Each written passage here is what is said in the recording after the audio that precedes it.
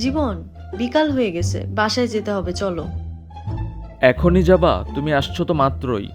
মাত্র না জীবন, 3 ঘন্টার বেশি হয়ে গেছে। কি বলো? ঠিক আছে চলো।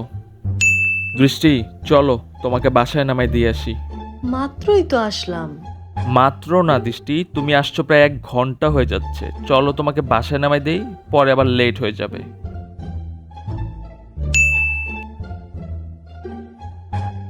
কি করতেছো? বিল দিতেছি। আমি থাকতে তুমি কেন দিবা?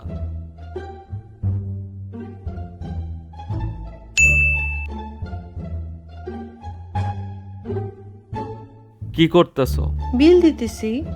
আচ্ছা দাও।